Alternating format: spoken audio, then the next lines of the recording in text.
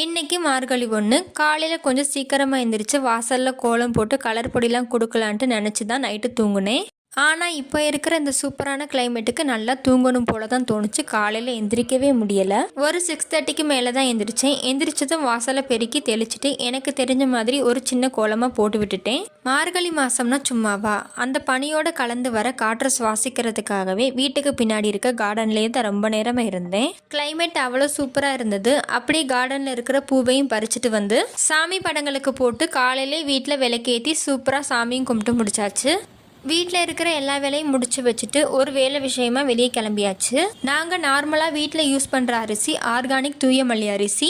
அந்த அரிசி நார்மல் கடைகளில் கிடைக்காது. அதனால திண்டுக்கல்ல விவசாயிகள்கிட்ட சொல்லி வச்சு தான் வாங்குவோம். அந்த அரிசி எடுத்துட்டு வர்றதுக்காக தான் போயிருந்தோம். எல்லா இடங்கள்லையும் நல்லா மழை பெய்யறனால வைகை ஆத்துலையும் தண்ணி திறந்து விட்டுருக்காங்க. ரிட்டர்ன் வீட்டுக்கு வரும்போது அன்னைக்கு தேவையான காயும் வாங்கிட்டு வந்தாச்சு.